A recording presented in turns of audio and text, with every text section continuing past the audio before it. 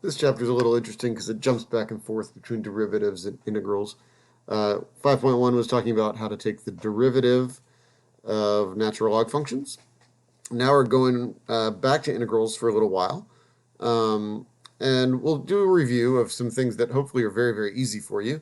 The integral of x squared dx is just inverse power rule. So the exponent 2 gets bumped up to a 3, and we also have to divide by that new exponent of 3, and we remember our constant of integration, and that's that. This one's a little bit more involved because we've got to rewrite this as x to the negative 2 first. But then we do the same process. We bump that exponent up by 1. We divide by the new exponent, which is the same thing as multiplying by the new exponent because it's negative 1. So our final answer could look like negative 1 over x plus c. And again, make sure that plus c is outside of the fraction. And then, of course, we've seen enough of these square root functions to know that this is the same thing as x raised to the 1/2. So that 1/2 is going to get bumped up by 1. 1 plus 1/2 is 3/2. Divide by 3/2 is the same as multiplying by 2/3. And we're done. So that is that. But the question is this going to work for all values of n, right? It works for 2, and it works for negative 2, and it works for 1/2. In general, we bump n up by 1 to get n plus 1, and we multiply by the reciprocal of n plus 1, or we divide by n plus 1. And then we'll add that plus c, but this will only work provided that it's a real answer, right? And sometimes when we have fractions, we get problems, right? So not if the denominator equals 0. In other words, not if n equals negative 1. In other words, if I try to use the same process for the antiderivative of 1 over x, right? We try to do that by saying, okay, well, x to the negative 1 dx, I'll try to bump this up to x to the 0 and multiply by the reciprocal. Uh-oh. No, don't do that. Instead, remember, wait a second. This is the answer to a derivative problem that we just learned, right? We just learned that this is the answer to a derivative problem of natural log of x, which means that we must have the natural log of x as the answer to our antiderivative problem. If we take the derivative of this, yeah, we go on to that. So great. There's only one little catch here. The catch is that the domains don't match. And we could have talked about this in the last section as well. But the domain doesn't match. The 1 over x, the domain of the integrand, has a domain of negative infinity to 0, not including 0, union 0 to infinity, right? Everything except for 0. However, the domain of the answer is not that, right? The natural log of x has a domain of just 0 to infinity. And that's actually kind of a problem because we can't lose domain values when we integrate. Sometimes we lose domain values when we differentiate. We can see that with like the absolute value function, right? The domain is all real numbers, but the domain of the derivative is missing this sharp turn, right? Because the function is defined here, but the derivative is not defined here. So that's okay, but the opposite can't be true. We can't have a function whose derivative is defined, but whose original value is not defined. If the function isn't defined there, it doesn't have a derivative.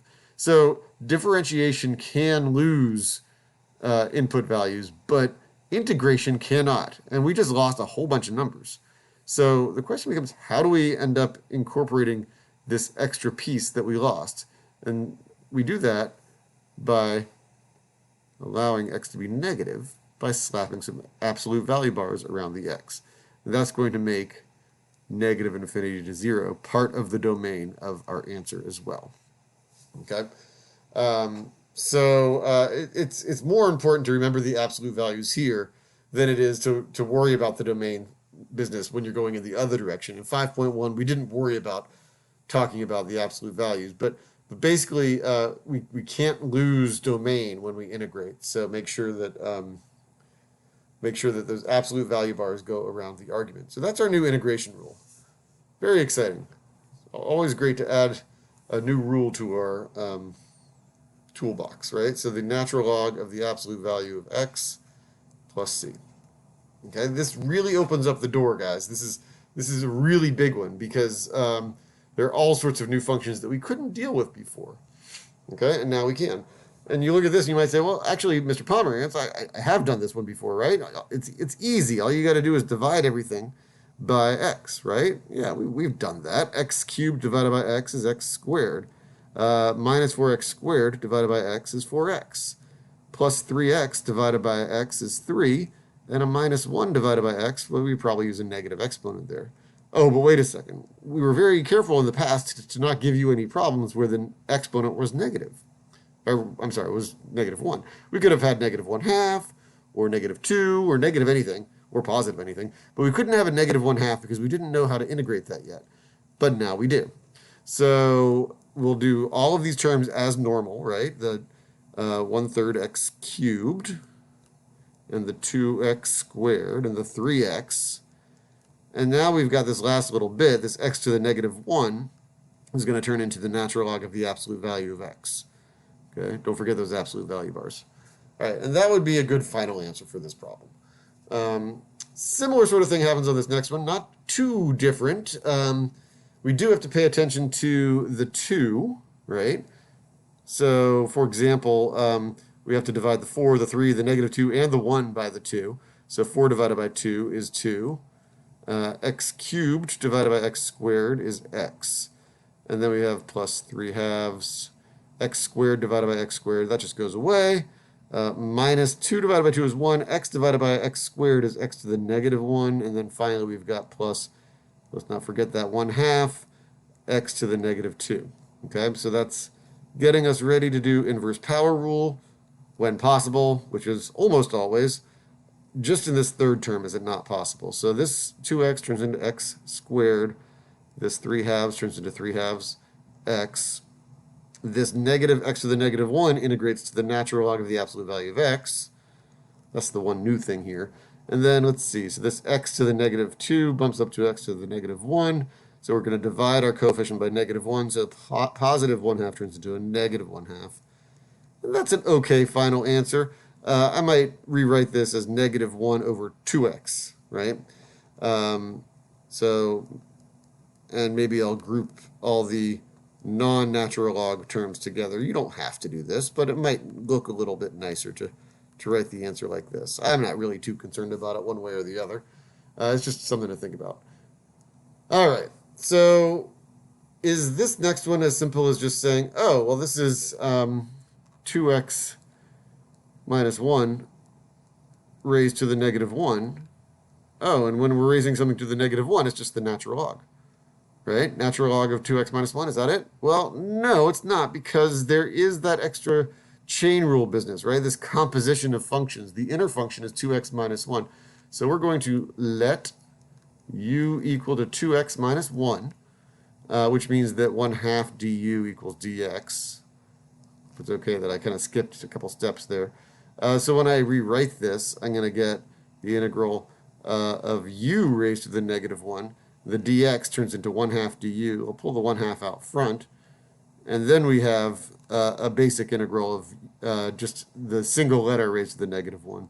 So this is going to be 1/2 times the natural log of the absolute value of u plus c, or 1/2 the natural log of the absolute value of 2x minus 1 plus c. And it should be pretty easy to check this using derivatives, right? We're going to drop this 2x minus 1 down to the bottom of the fraction. We'll have the 2 for the chain rule in the numerator, but the 2 over 2 cancels out. So we feel fairly confident about this problem. All right, so now we get to a slightly harder problem, because if I let u equal 2x minus 1 on this one, I'm going to get a numerator that doesn't cancel out. I'm going to still have that x in there. Okay, so we could deal with this by solving for x and plugging in that value into here and doing all that jazz. That's a good way to do it, but I'm not going to do it that way. I like this other way better, where where we consider, okay, the degree on the top is not smaller than the degree on the bottom, right? Degree was 0 over 1 on this problem. So we wouldn't want to try any division. But over here, degree on the top is 1, degree on the bottom is 1. So I think division might be a reasonable thing to try here. I'm gonna go ahead and do some long division. 2x minus 1 goes into 2x plus 1 one time, with a remainder of 2, which means that this is the same thing as 1 plus 2 over 2x minus 1.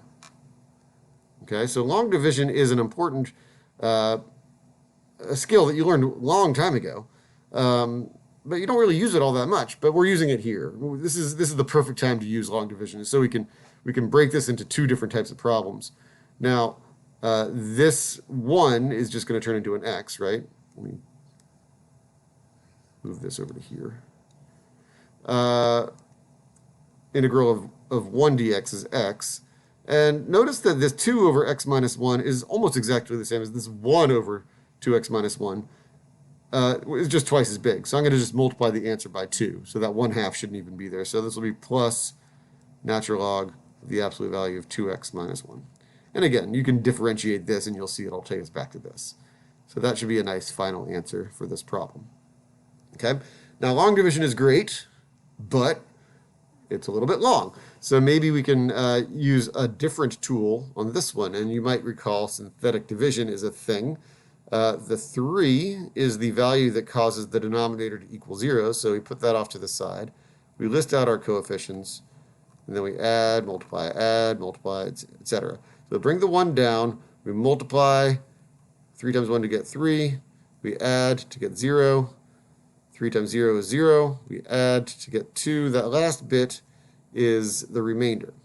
So this is the linear term, the constant term, and the remainder. So we get, let's see, we get x plus 2 over x minus 3. Okay, and that's just some synthetic division. If you want to do long division instead, that'll work. But synthetic division is a faster method. Anyway, integral of x dx is 1/2 x squared, and then we'll have plus 2 times the natural log of the absolute value of x minus 3. I'm not going to worry about u substitution here because the derivative of x minus 3 is just 1. So that should be a nice final answer for us here.